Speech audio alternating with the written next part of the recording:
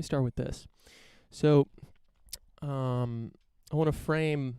We've riffed on this in the previous last few weeks, but I just want to frame some of this discussion because we will be talking about issues around race today.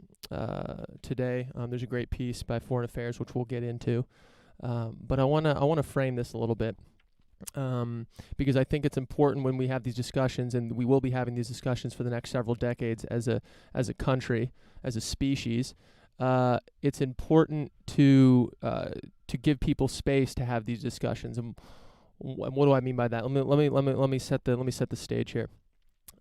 Imagine a spectrum. On one side, so one extreme, you have words. Words don't matter. Opinions don't matter. You can say anything you want. You say it. Anyone can say anything you want. Nobody cares. It's a free for all. You say something, you write something, you publish something. It doesn't matter. People read it, but they don't get angered by it. They don't get inspired by it. Bada bing, bada boom.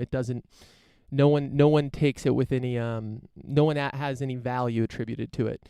And on the other extreme, let's take every single thing you say or publish for the history of your life since you're a little one till the day you die is recorded, and it is kind of attached to you for your entire life. And anytime you do anything, you attempt to get a job, or anytime you meet someone, there's just a history of every single thing you've said, and there's a record of it, and everyone takes everything you say as you meant it 100%. They place a lot of value on it. They assume that you've thought about it. They assume that you have all information, and they place a huge amount of weight to it. So both of those situations are total hellscapes, right? We don't live in either of those worlds. But I just want to frame it because I think there's a gradient to it, right? There's a balance. Everything is a balance. There's no solutions. There's only trade-offs, right? I say that that's a Thomas Sowell quote. I say that a lot on this show. Everything is a trade-off. So I want to think about and it's not just around what's going on right now, because these types of conversations are going to be had. It's not even about conversations of race. It could be a conversation of anything. It's just speaking about things in general. Okay, this is just a fundamental thing. You need to give. There's a point at which, when people share things, or when people have an opinion of something, that it's possible that we place too much emphasis on it and use it as a weapon against them. We need to have a balance on each of these extremes, which I just outlined. That we need to fall somewhere on it. And we need to think about how much value we want to place on each, right? Because words matter, right? You can't on one hand just let people say anything, because then what the hell are we doing here? We're trying to figure things out. Words have to matter, right? But on the other hand, we need to allow people to say things, and we need to allow them to learn in an open environment. So imagine if someone has very heinous thoughts.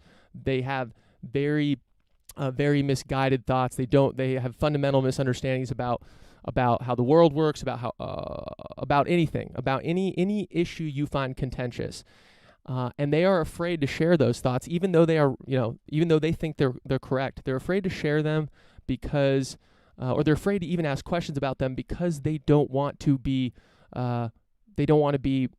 those words to be weaponized and then used against them. So in this world where everything is recorded and everything is used against you, and everything is taken at full face value, and it's assumed that you have perfect information. A world like that is one where people do not feel comfortable testing ideas. They're not going to put them out there. And what does that allow? That allows these ideas to stay in their minds. That allows these ideas to fester. I'm sure we all have beliefs. We all have things that we're afraid to share or ask questions about out loud. Certainly on a podcast. Certainly in the open. I mean, there's certain things we'll have in the dining room table that we wouldn't have in the workplace, of course. But my point is, we need to give space. We need to give space for ideas to get out there. We need it to be okay for people to be wrong about things. And we need to be okay because we need to be able to discuss these issues, and we need to be able to convince people of things. You're not convinced. People are not convinced when not sharing what they truly believe. If they share a watered-down version of what they believe because they're afraid their words are going to be used against them, you're not ultimately going to convince them. You might think that you convince them, but deep down they've only shared a part of their argument, and they're not going to be convinced. So I want you to think about this isn't anything new. We've been dealing with this for centuries, ever since we started sharing ideas, right? But I want you to think about that, especially if it comes top of mind right now, and especially with issues of race, right? We need to let the dialogue flow. And now let me be clear. I'm not saying that we need to give space for people to say blatantly racist things. Of course not. That's not what I'm saying at all. What I'm saying is we need a space that we can have discussions around these things. And we're going to talk about this. I'm going to be sharing some quotes in this from this foreign affairs piece, which was written in 2015. It's called Racial Inequality After Racism: How Institutions Hold Back African Americans. And there's definitely some quotes in here that I certainly do not agree with. I think most people do not agree with. But it's important to at least give we give space to the idea, so we can talk about, okay, how is it that race today, how is it that there's still a huge discrepancy, even though we had the civil rights movement in the 50s and 60s, right? Why is there still such a discrepancy between blacks and whites and the outcomes, and other people of color? So we're going to dive into that, and we're going to talk through these things. And of course, as I always say, I always preface this stuff, these are obviously contentious issues. We need to be sensitive about these things. We need to give these discussions respect. But that's what we need to do. We need to get these ideas out there and see what both sides are thinking. Now, I really like this piece because it talks about both issues on the left and issues on the right with the way we've approached some of these things. Now, again, this was written in 2015. This was after they quote this Eric Gardner who died in Staten Island, New York, and Michael Brown and Ferguson. So I thought it was a really good piece. We're going to riff on that. But before we do, I talked about okay, what are actions we can take, right? What are things we can do? What are things we can donate money to? How can we reach out to our politicians, especially in our local communities, because that's ultimately at the county and state levels, a lot of where the county and city level is where a lot of law enforcement is done. So that's how we need to think about these issues. The federal government lever we can only pull so much. So Campaign Zero, Charlie and I, it was his idea actually. We contributed all the Patreon contributions to No Gradient. We just forwarded that to Campaign Zero. Now Campaign Zero. Now this is something I encourage you to look at. Now this is a piece that this is a organization that Obama talked about in, I believe it was his piece on Medium that we riffed on, or it was or he spoke about it. I forget. I believe it was he was speaking about it. Anyway, he shouted out Campaign Zero. That's the reason I looked into it. But they break it down. I encourage you to look into it. And I encourage you, you don't have to give money, but I think a lot of the things, a lot of these things, you got to do something, right? And we talked about that last time. You got to do something. If you feel strongly about something, protesting the first step. I absolutely love protesting. We need to do it. We wouldn't even be having the discussions without protest. We need protesting. That's the first step. Now we need to make concrete action. So Campaign Zero, just to riff quickly on their kind of homepage, it says they have 10 goals, if you will. End broken window policing, community oversight, limit use of force, independently investigate and prosecute, community representation, body cams, film the police, training, end for-profit policing, which we'll talk about in the foreign affairs piece, demilitarization, and fair policy union contracts. What I like about Campaign Zero and the mother organization of it, which is called We the Protesters, it's very data driven. It's about policy. That's what the emphasis is on, because ultimately it's these boring topics. It's the numbers. It's the boring things like, how does government actually work? How do things actually get funded? That's how change is going to be made here. And also there's this organization called defund12.org. I'm not, I'm not saying, defund the police. Okay, it's a little bit more complicated than that, right? There is, is the budget too much? Sure. Are there things you can do to revamp it? Yeah, the full wholesale defund. I don't exactly, that's not exactly a policy. But defund12.org. If you want to reach out to people in your community, it's a pretty good. They have a few states on. I think they have every state on there, and you pick the county and city you live in, and it'll give you a pre-filled email with reaching out to your local and county officials. Now, I actually did this. I sent it to LA County, and I sent one to Glendale, where I'm from, and where I voted this last election for the primary. And they actually got back to me, and I want to read a response. From them because, again, I was like, "Yo, we need to do this," and this stuff actually works. They actually read this stuff, they internalize it. These emails are just go right into the trash. Okay, so this is another thing about that. The email that they auto-populate, it's going to be different depending on who. Each one is different because they're going to bring up instances that are specific to that city or specific to that county. So each one's going to be different, but go through it. Definitely read through it because you might not agree with everything in here that's pre-filled, okay? Read through it, change some of the wording. That's what I did. It was a little strong on just, okay, defund the police. We're demanding it now. It's like, okay, hold on. Let's have a little bit more. Let's be a little bit more clear about what we're trying to do here. So I did change a few things, but I'll say this is from someone in Glendale government, and this was their response. We are discussing this and will likely soon do a deep dive on policing practices and budgets. I support efforts to rethink old approaches. We do spend a large portion of our revenues on policing, and the trend has been going in the wrong direction. From a purely financial perspective, it seems unsustainable. But I want to proceed cautiously. We have not had the kind of bad actor policing incidents in Glendale that we see elsewhere, in part because we do a pretty good job with hiring and training. And in case you don't know, Glendale is in Southern California. It's in Los Angeles County. If we simply cut without being careful about how we cut, we could end up with a lower quality force and the kind of behavior we just witnessed in Minneapolis, Buffalo, LA, and elsewhere. So it was cool to see. It was cool to see a response. So I encourage you. We got elections coming up. What is November 20th or something? Start reaching out to your community members now. The people that are going to be on that ballot, reach out to them directly. Not just the people that are in power now, but people that are running. Reach out to them, and if you feel strongly, not just about issues of policing or issues of racial equality, but any issues, right? Anything that you feel strong about, this is absolutely a lever to pull. Again, we got to do both. We got to yell, scream. We got to get loud.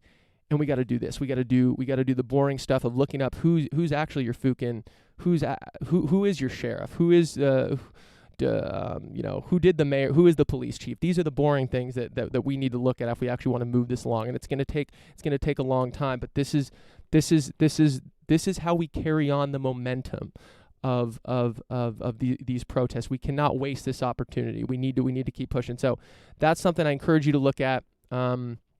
It feels good too. It feels like you're actually fucking doing something. And fucking register to vote. Please register to vote. Vote.org. It's super easy. It's the easiest thing.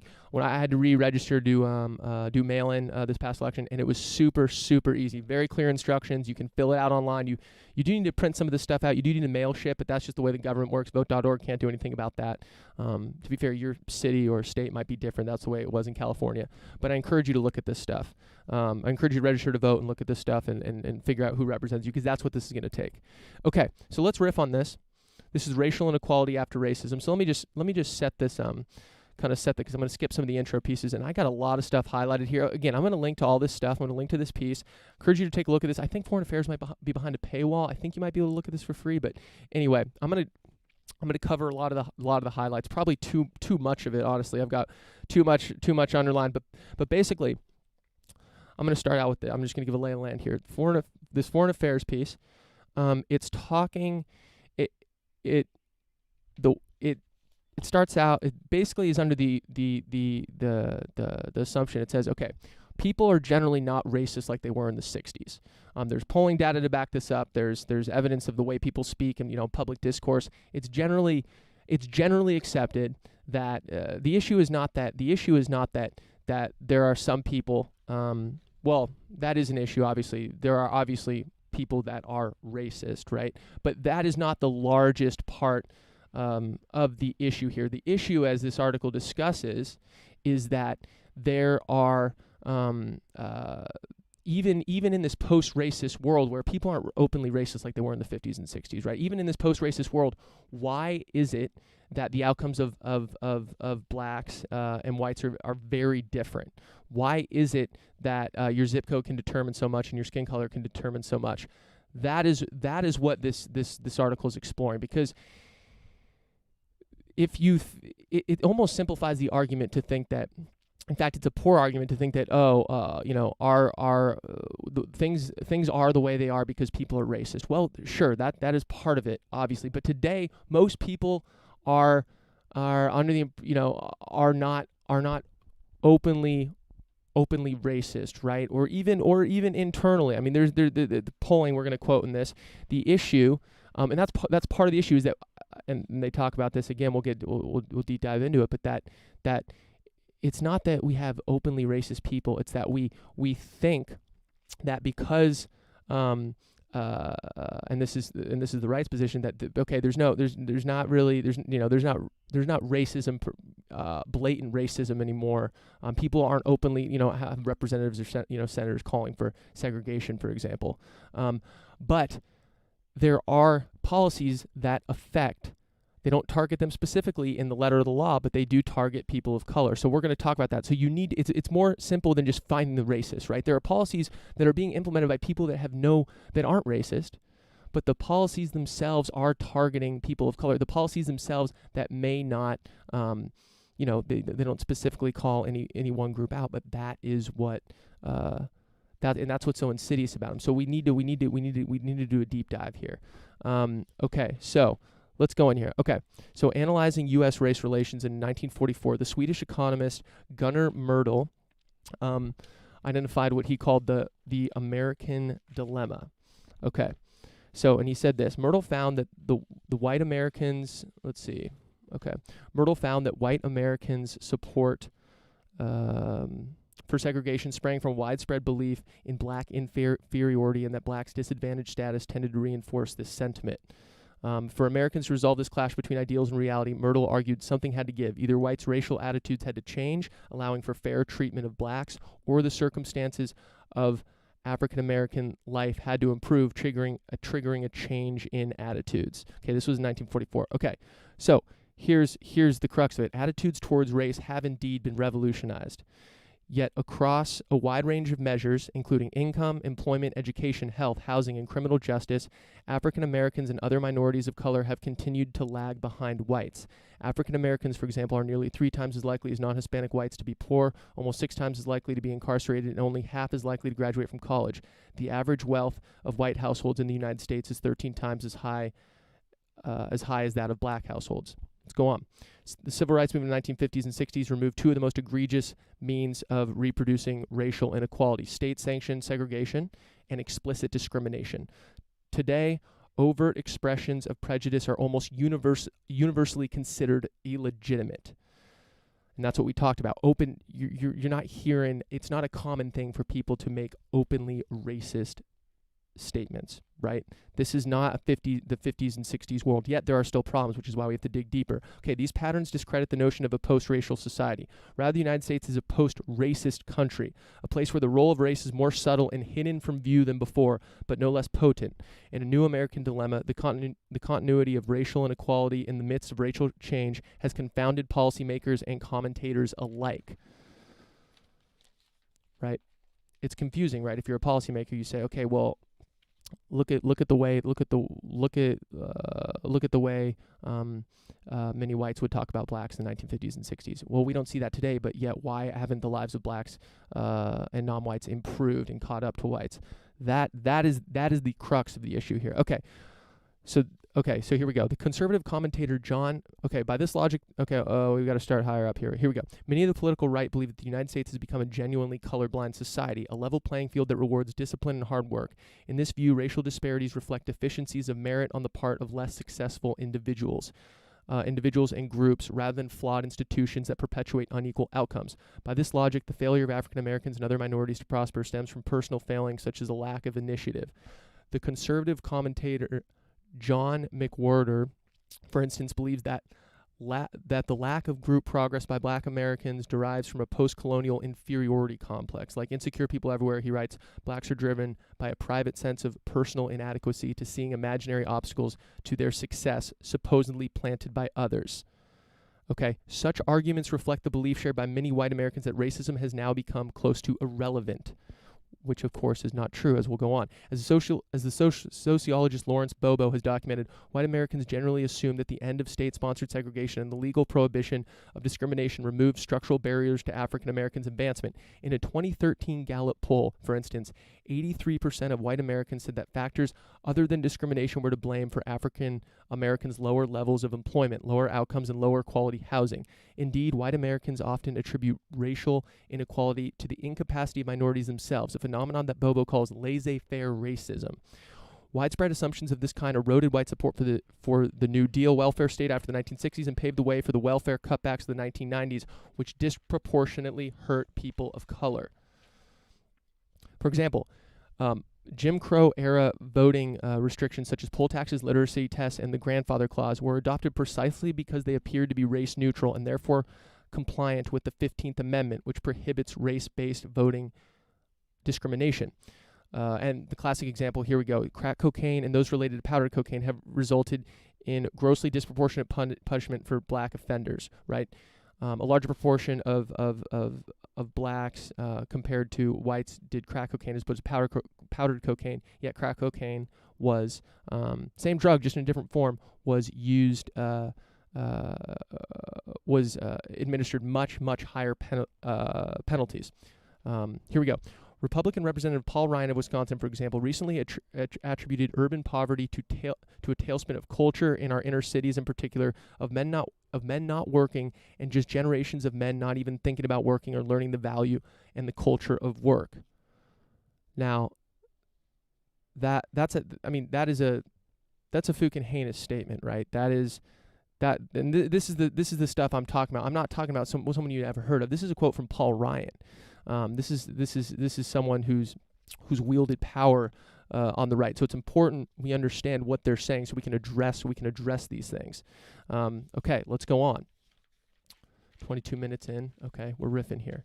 Let's go on. The industrial jobs that had long nourished a broad middle class disappeared from the U.S. cities. They were increasingly replaced by service industry jobs, which featured a sharp dividing line between well-paid positions. So this is post-civil rights for the highly educated and more meager opportunities for those with fewer skills. Although working-class whites were also affected by deindustrialization, their better connections to job networks and relatively greater access to family wealth helped buffer some of the social dislocation that devastated poor and working class communities of color. This is why you can't simply, we'll go on to even more reasons, but you can't simply say it's intellectually lazy to say, people need to work harder. First of all, it's wrong. It's just the evidence doesn't back it up. It's not a matter of working hard. Plus, humans are humans, right? It's not like that's not part of.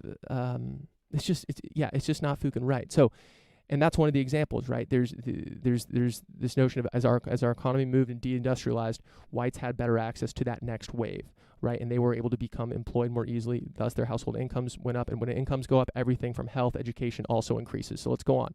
Whereas conservatives focus on individual black Americans and African American communities, liberals question the motives and actions of white individuals and groups. Specifically, many on the left detect pervasive negative attitudes towards blacks among whites, often hidden from public view.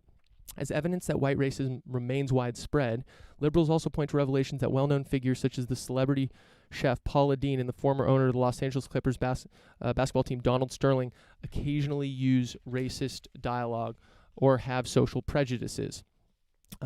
However, such instances of bigotry, tend to exaggerate the power that any lingering racial bias still holds over American society as a whole. For much of the 20th century, a belief in black inferiority was indeed a mainstream view among white Americans, and much prejudice remains today. But this sentiment is now unquestionably less widespread and virulent than it once was. In the mid-20th century, most Americans polled by opinion researchers routinely express opposition to school integration and interracial marriage. Today, Americans' views have moved uniformly in favor of racial equality from a dismal 4% in favor of interracial marriage in 1958, for example, to nearly 90% today. That's part of the issue with the left. The left is focusing too much on individuals and targeting individuals that are racist. Of course, we need to condemn that, but that's not the right way to go about the issue. And let's dive deeper into this. Discrimination, too, has gone from a social norm to an outlawed and widespread despised relic of the past. The exclusion of African Americans from schools, workplaces, and neighborhoods was once a core feature of American life, sanctioned by the Supreme Court in Plessy versus Ferguson, the infamous 1896 case that upheld the doctrine of separate but equal. This exclusion occurred not only in the South, where white supremacy was firmly entrenched, but also in the North, where public policy, white prejudice, and biased business practices often combined to prevent African Americans from making social progress. I think there's a lot of emphasis placed on what the South did with regards to race early on in our country's history, and even in the early 1900s. The North, the South obviously was based on a slave economy, right? That's obviously a difference right there. But people act like, the North was some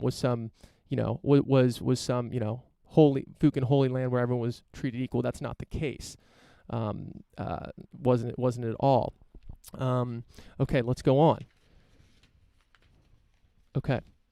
Although protections of the right to vote were substantially weakened by Shelby County versus Holder, the 2013 Supreme Court decision that gutted the enforcement powers of the Voting Rights Act, access to voting remains a universally recognized citizenship right.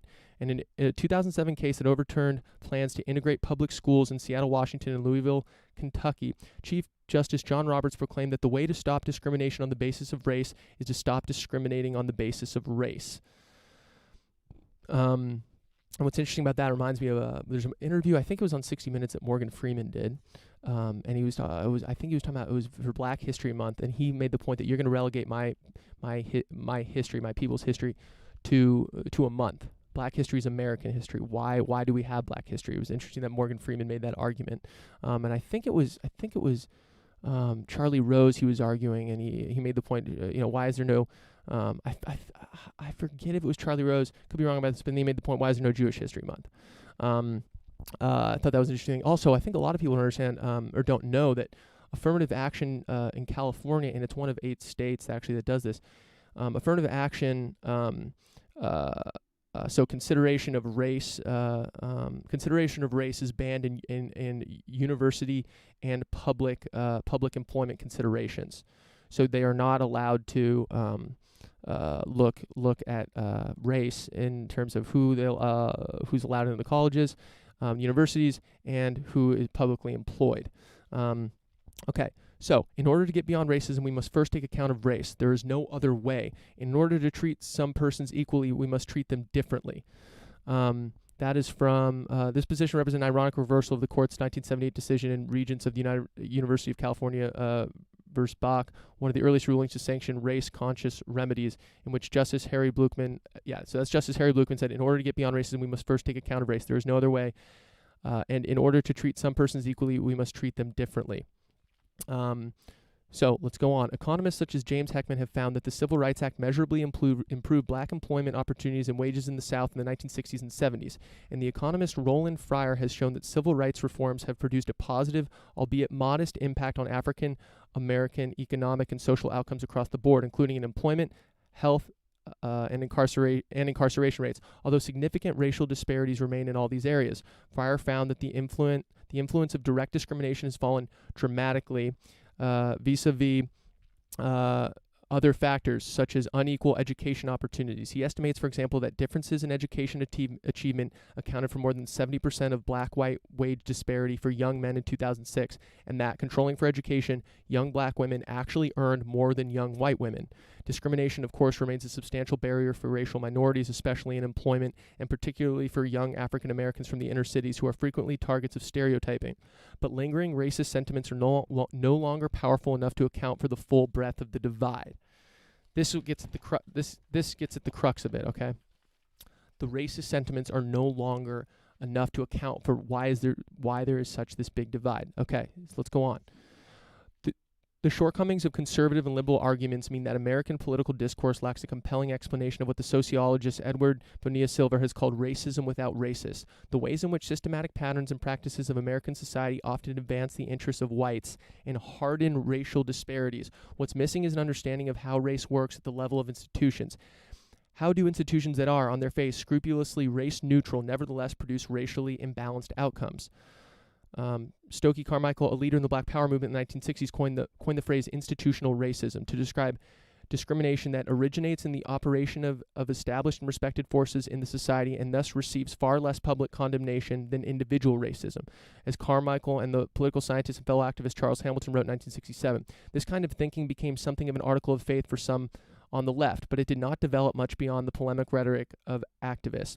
A renewed focus on how racism survives through the social and political institutions would draw on numerous advances that the social sciences have achieved in recent decades. So here we go. The most obvious and important candidate is the U.S. criminal justice system. Again, that's where we get into the issues. There's no laws on the books here that are specifically targeting whites or people of color. It's not encoded in the law, but it obviously has knock-on effects for people of color. So let's get into it. The most obvious and important candidate is the U.S. criminal justice system, which today incarcerates about 900,000 African Americans, a number that accounts for close to half of all the inmates in the United States. No aspect of contemporary American life presents starker racial disparities. People of color, including blacks, Hispanics, and other minorities, represent about 40% of the U.S. population, but account for around 60% of those imprisoned.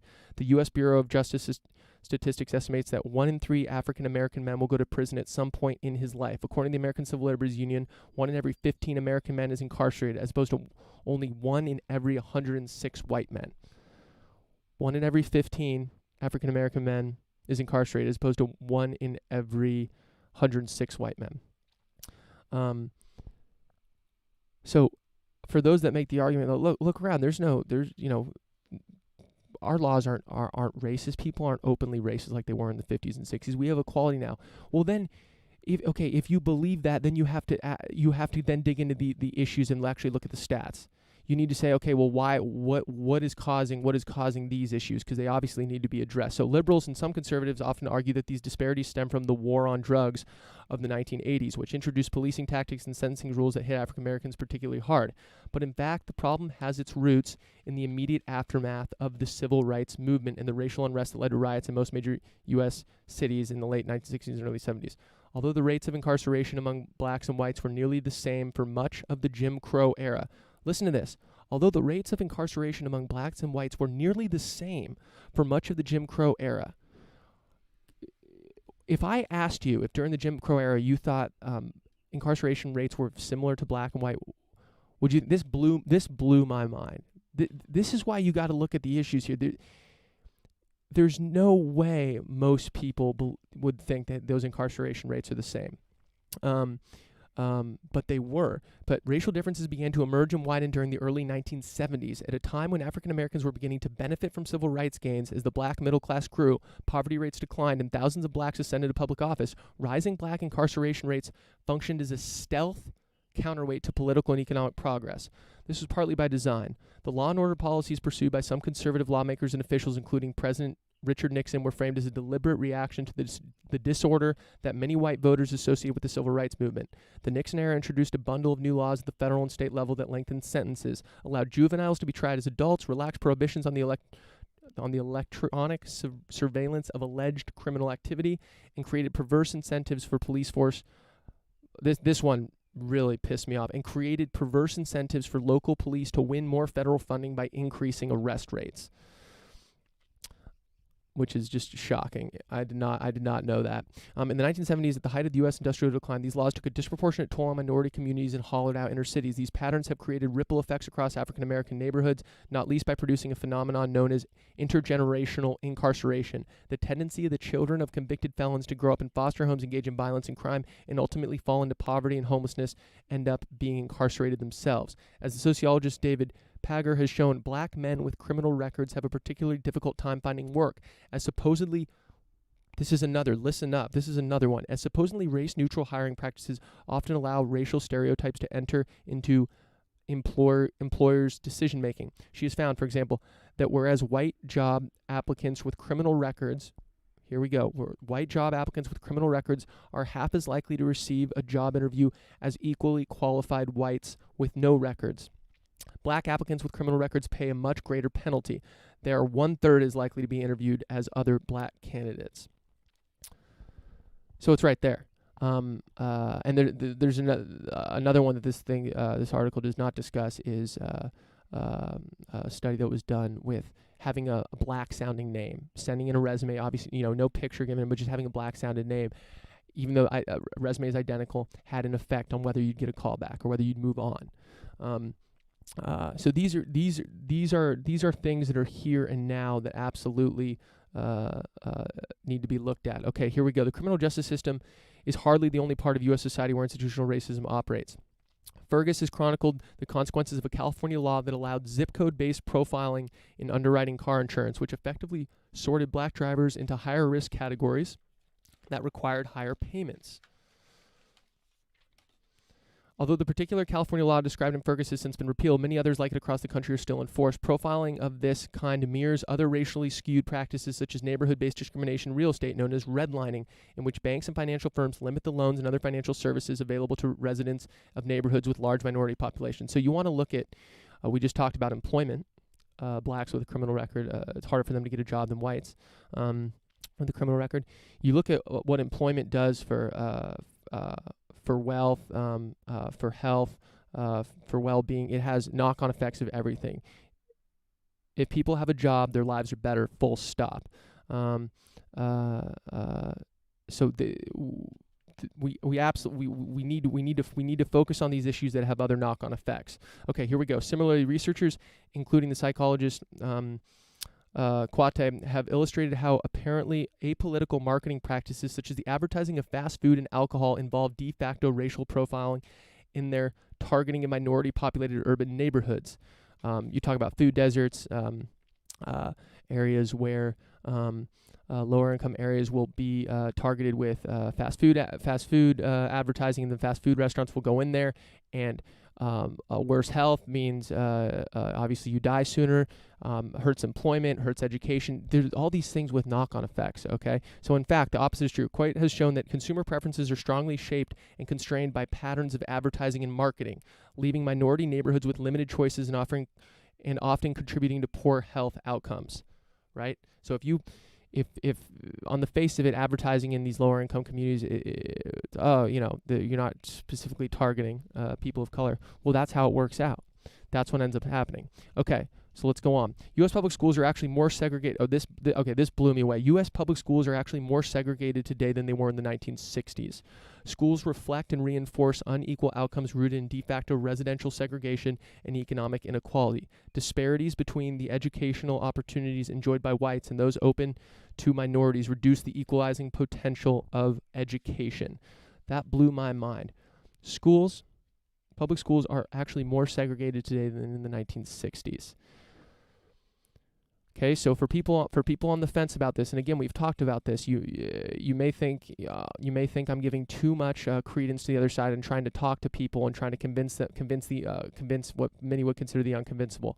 I try to frame these arguments as if someone that doesn't agree with what I'm saying or doesn't agree with these premises is listening to the show right now. So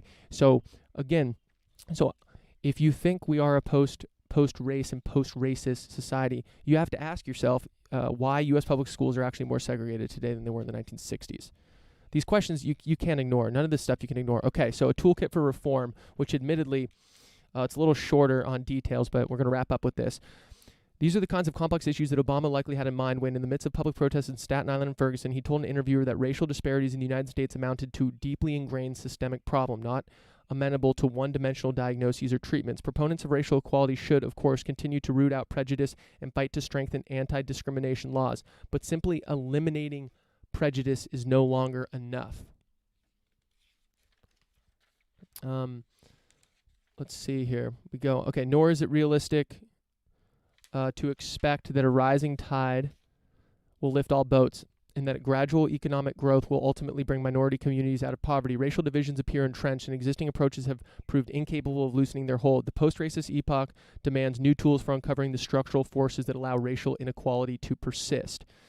Okay, tools of this kind would permit scholars... Okay, so a similar assessment method, racial equality stress tests, could become an effective tool for identifying institutional mechanisms that perpetuate racial inequality. So they talk about how the 2010 Dodd-Frank Act, post-global financial crisis, forced banks to undergo stress tests to make sure that they were they could survive if shit hit the fan and wouldn't cause a liquidity crisis and cause knock-on effects in the economy. So what they're arguing in this piece is we need to do stress tests on our institutions. So let's go on. Tools of this kind will permit scholars and policymakers to investigate whether nominally race-neutral policies are in fact masking practices that contribute to racial inequality. Other candidates for stress tests would be school districts that practice so-called no-tolerance policies, punishing students through long-term suspensions or handing over the task of enforcing school discipline to the juvenile criminal justice system. For instance, tests could estimate the health costs of living in a community saturated with fast food restaurants and the impact of potential policy interventions on reducing such vulnerabilities. This line of inquiry could help policymakers assess the likely effects of specific interventions such as state or federal tax incentives that might encourage more grocery stores and restaurants that serve healthy food to open in specific neighborhoods. Okay. Here we go. Alternatively, officials could consider regulations that would require a certain ratio of grocery stores to fast food outlets within certain areas or zoning policies that would explicitly limit the concentration of fast food chains. Okay. So that was the last one. I encourage you to read this whole article because I think it's a great point. And I think it's good. It's almost targeted at people that think there isn't a problem. That people think that that nothing, there doesn't need to be fundamental change here. Now, if you think reading these articles, or if you think writing to the audience of people that don't think there's really a problem, look at the polling. You live in a bubble. If you think that a lot of people, you live in a bubble. If you think that people think most people think that we don't need to look at these issues. Okay, there are many people that believe, and we talked about the polling in this, that think, okay, we're in a post-racist, post-racial society. This is in the 1960s. We did it. We're good.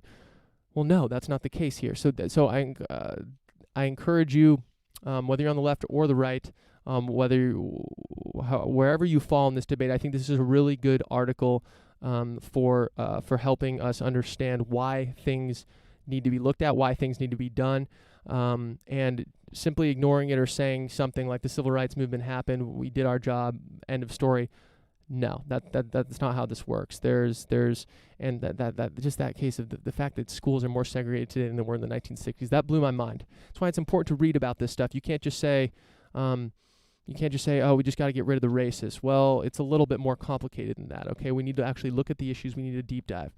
Okay, so we've got 18 minutes. I want to talk about something quickly, which I meant to talk about at the beginning, before we dove into that piece.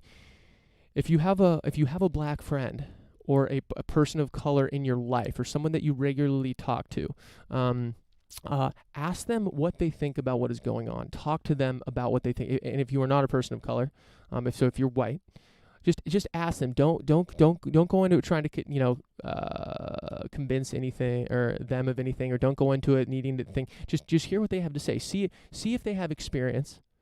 See if they have experience with have they been treated by police officers? Have they been pulled over when they weren't doing anything wrong? Talk to them, and I bet you'll learn something new. I bet you'll say, you say, listen, I'm curious what you think of this. They'll open up. These are the conversations that need to be had right now. Listen to what they're thinking, even if you're already sold. Okay, so even if you're already sold on this, even if you're like, okay, Bo, I know, I protest, I know something needs to be done, you still reach out, talk, have these conversations. Say, tell me what is it that you've experienced, and I bet you'll learn something new. Whether you think this is a problem or whether you think it's not, you'll learn something new. So I encourage you to do that. Okay. So speaking of which, okay, we got a few more things here. We got 16 minutes. I think we're going to finish here. Okay, so Mad Dog Mattis, he was the defense secretary that Trump hired, and if you remember, when he was hired, people were. Trump at the Trump rallies. People love Mad Dog Mattis. Trump was saying, "Oh, he's great." And I guess he does that with everyone. He's great, and then he fires them, and then says some after the fact thing that nukes them. But he's been quiet since he was let go in December 2018 because of Donald Trump's policy in Syria, which was he was removing troops. I still think we have some boots on the ground there. I don't know off the top of my head, but we have a reduced amount. We have reduced influence in the region. So Mad Dog Mattis, James Mattis rather, Mad Dog is kind of his nickname here. He was there was a spat with Trump over that, so boom, he peaced out. He was, let's see, he resigned as Secretary of Defense, right? He wasn't fired. Okay, so he has a couple, I believe he wrote this piece in The Atlantic, and this was a couple weeks ago. I didn't have time to cover it last week. But I always look at arguments made ever since Trump got his ass in the White House. I've always been, and this isn't just about Trump. This is about any debate in general. I always look at when the side that you expect. So whether, especially when it comes to politics, if there's a Democrat that's saying something that you would think would come out of a Republican's mouth, and if a Republican is saying something that would come out of a Democrat's mouth, I always look for that, because that's always something that I think is worth. I think the argument oftentimes holds more weight, and that means you should listen up, because that means it means in a lot of cases, I think that they're not just going with the standard playbook of what their party is or what their ideology is. They're actually thinking outside the box. And I really look at those ideas because I think those are authentic ideas. And I really look for those. As an example, I think it's Charles Cook. He's an editor at National Review, I believe, which is a very conservative right-wing publication. I follow a couple of them on Twitter. Again, it's important to expose yourself to all sides of the aisle here. He had an op-ed in the New York Times, which he argued you would think someone was conservative, or Charles Cook, especially the National Review, would not back up Colin Kaepernick and defend his right to kneel. But he did. He wrote this op-ed in the New York Times that said, no, we need to allow it. That's what freedom is. If we force everyone to stand, that's not what America's about. We honor the flag because it is our choice. So anyway, that was an interesting debate. An interesting piece he did in the New York Times. So I always look at when the other aisle kind of goes to the other side. Now I'd hardly call Mad Dog Mattis a Fukin Trumper, but it is interesting when he speaks up. Someone that is normally, he hasn't said a peep. He hasn't said a peep since he left. His public statements. Because he for whatever reason wants to stay out of it and doesn't think it's his place, et cetera, et cetera. But he had a couple quotes I want to read from his piece. Donald Trump is the first president in my lifetime who does not try to unite the American people, does not even pretend to try. Instead, he tries to divide us. Mattis writes. We are witnessing the consequences of 3 years of the deliberate effort of this deliberate effort. We are witnessing the consequences of 3 years without mature leadership. We can unite without him, drawing on the strengths inherent in our civil society. This will not be easy, as the past few days have shown, but we owe it to our fellow citizens to past generations that bled to defend our promise, and to our children. I have watched this week's unfolding events angry and appalled, Mattis writes. The words equal justice under the law are carved in the pediment of the United States Supreme Court. This is precisely what protesters are rightly demanding. It is a wholesome and unifying demand, one that all of us should be able to get behind. We must not be distracted by a small number of lawbreakers. The protests are defined by tens of thousands of people of conscience who are insisting that we live up to our values as people and our values as a nation. He goes on, we must reject and hold accountable those in office who would not make a mockery of our Constitution. Wow. I respect Mattis for coming out, for coming out public with that stuff. I think, at this point it needs to happen. I totally agree. We need to raise hell, especially going into November election. This election is going to be very, very important. It's going to be very contentious. It's going to be insane. And oftentimes, especially on the show, and you check my Twitter, I don't constantly dog on Trump because I think a lot of people do it, and frankly, it's just like, okay, if you constantly seeing the same people write the same things, it's like, okay, yeah, I'm sold. I'm sold. We got to get him out of there. But it means it when you have someone like Mattis, a former defense secretary who Trump hired, then coming out against him. These are the things that I really like to focus on, because these are also the things that I think convince people on the other side. If you can't only look at and be familiarize yourself with arguments that are only going to be in your own echo chamber and convince things you already believe, right? This is idea warfare. That's what civilization is. That's what democracy is. So I really like to think, when I think about ideas, when I think about how to think about things, I think about how can I change other people's mind about an issue? Because ultimately, if you believe something is true, the best thing you can do, if you believe something is true and you think it's going to be better for the world, the best thing you can do is convince other people of that idea. And you put it out there and you test the idea, and the marketplace of ideas, the best ones rise to the top over time. I sincerely believe that. Okay, so I actually want to talk quickly. We got 10 minutes. I want to talk quickly. There was a tweet by Vox that said, protesting during a pandemic is a risk. Many have decided it's worth it. And someone replied to this. Again, this is someone from the National Review, conservative. He replied to this tweet. Again, the tweet said, protesting during a pandemic is a risk. Many have decided it's worth it. People who wanted to go to church weren't allowed to decide if it was worth it. That's the point. So I want to say something quickly. And we've got a couple wrap-up points. I want to say something quickly. I supported the protesters, even people, protesting the lockdown early on. I supported it. I said, okay, this is a fundamental right. Okay, I sincerely believe we need to let them protest. It's the right to protest is too sacred to carve out exceptions. And something I will say is that I did not come out strongly. In fact, I think many of us laughed at people that were trying to go to church. Oh, they're crazy. What are they doing? Like these people don't know what their fucking doing. It's like, well, if you actually put that situation in context, that's a First Amendment right, that the government should give you the freedom to practice the religion you want. So I'm not religious. Okay, raised Catholic, went to Catholic school, high school, college. I'm not a believer. Okay, but we need to. We can't laugh at people trying to worship. Okay, we need to think about this stuff because, again, for the same reason, the First Amendment especially, we need to think about what happens when it's us that is trying to do what we want to do and practice our constitutional rights. So, which is for the same reason that I supported people protesting the lockdown. I didn't believe that they should. I thought the lockdowns were just. I thought it was the right move for many states to do this. Okay, but I supported their right to protest. Okay, in the same way I supported their right to protest, many people didn't. Many people said they were stupid. Okay, but then all of a sudden people are protesting George Floyd, which they should, and then people supported those protests. So you can't have it both ways. I try to remind you. First Amendment is very pure, okay? You can't choose one side and support one side. Oh, no, here's an exception. No, those people can't protest. No, that's not how it works. We need to have the people's backs that we disagree with. So when the people that disagree with us don't care about our right to protest, that they come out and support us, okay? That's what the First Amendment is about. It's not about what you're saying. It's about your right to say it and your right to food and go to church. Now, it's a hell of a thing if you are truly a believer, if you truly if you truly believe that worshiping and however you worship, if you're all in on that, then it's a hell of a thing to tell someone that no, we have to make an exception. We have a pandemic. You can't worship. That's part of your fucking livelihood.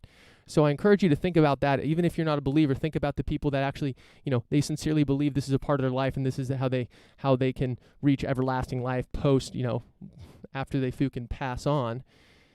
Think about if you were in their shoes, how you would feel the government telling you that no, we're going to have a carve out. You can't meet with your religious leaders right now because there's a pandemic. Think about how sacred the right is to worship who you want to worship, say what you want to say. Think how sacred that is, and I want to make sure that you look at both sides of the aisle with these issues because they're super important. Okay, here we go. One more thing here. Actually, God, I have probably maybe two more things. One more thing though, for sure. Okay, so you might have missed it this week, and there's a lot of things going on that George Floyd protests and the pandemic. They're just washing everything else that normally would be headlines. They're just getting we don't even hear about. They're gone. So one of those issues was there was a Chinese activist in the United States. His Zoom account, I believe it was a man. His Zoom account was banned. Basically, he was doing a Tiananmen. There's a Tiananmen Square, or it was a group of protesters. Maybe they were doing a Tiananmen Square memorial. Actually, I think it happened in 1989. There was they were doing a anniversary for it. Which was a case when the Chinese, which is heavily censored, Tiananmen Square, you can't find anything, and China heavily censors anyone talking about that issue, which is you got to look. I encourage you to look it up if you haven't heard of it. It's the Chinese government killed many of their people who were protesting. I believe that's what happened. I mean, it's a little more complicated than that, but that's kind of the crux of it. And there was a dissident in the United States who had his Zoom account banned because he was doing things that the Chinese Communist Party did not agree with. Now, Zoom has 700 employees in China, which is a far higher percentage than the Googles and the Apples of the world, right? And I constantly think that these are things we're going to be dealing with for at least another decade, right? This issue of technology and the internet and the CCP trying to assert its will. Another case similar to this was Pocket Cast, the podcasting app, was banned from the iOS App Store. The Google Play Store is not even available in China. Pocket Cast was banned because it allowed you to add your own podcast by URL and were not heavily censored. Or it would not censor the podcast you could listen to. And they made a statement. Podcast said, we're not going to censor our stuff.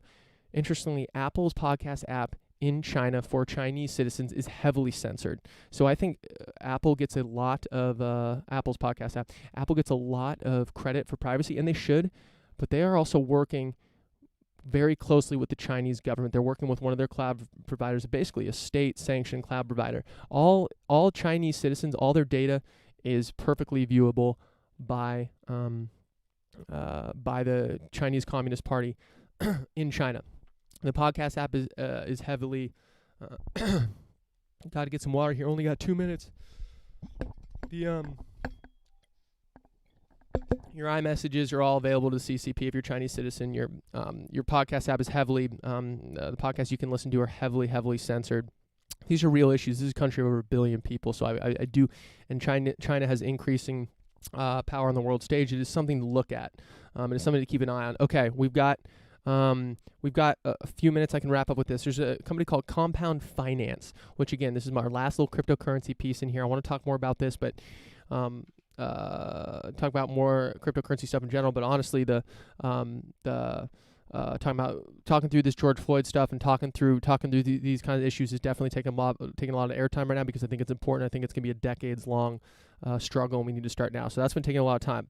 So we'll be more cryptocurrency talk, but here's a little piece. So within like an hour or two, Compound Finance is a protocol that basically allows you to put your tokens. I encourage you to play with it. Go get a wallet from Coinbase Wallet. Get some Ether, transfer it to the wallet, and play with these protocols. It's very fun to play with cryptocurrency. You can do things today. You can put USD. You can put USD coin on, which is a US dollar backed stable coin. You can put it on Compound Finance. You can lend it out. With the click of a button, you can lend it out, and you actually get interest on it, about 1.5% or something. You will actually gain interest on your crypto. You can gain interest on Ether. You can gain interest on some other tokens. They support about 8. But in about an hour today, what's the date?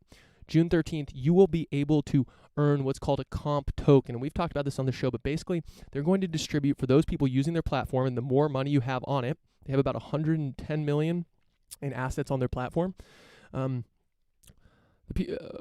The more money you have on the platform, they distribute comp tokens to you. What can you do with these comp tokens? You can actually vote on proposals for the protocol. You can vote on things, how Compound Finance actually, how it changes going forward. Okay, which is super, super interesting. We're seeing it's not just a company with a few people that own all the rights. So granted, they have most of the comp tokens, and they're going to be distributed over the course of 4 years. But it's an interesting new model. We've talked about cryptocurrency models on here. I've talked about why I think they're super, super interesting, and what are kind of some new things you can do with them. One of them is this distribution of comp tokens, so you can actually be the people that have more money, more skin in the game on this platform get more control over the network. Their comp tokens can be used to vote on proposals and change how the network does over time. There's super interesting ramifications, and I think we're going to see a lot more of this. Okay, everyone. I didn't even say my name on this. This is Dick Lucas. This has been episode 41, No Gradient Podcast, No Gradient Show. We do this live every Saturday noon Eastern, 9 a.m. Pacific. Thank you for joining. We're going to keep talking about the issues. We're going to keep thinking in decades. This stuff isn't easy, but we're going to keep doing it because it's hard, because it's important, because we need to. Okay, everyone, great riff. Until next time. One fucking love.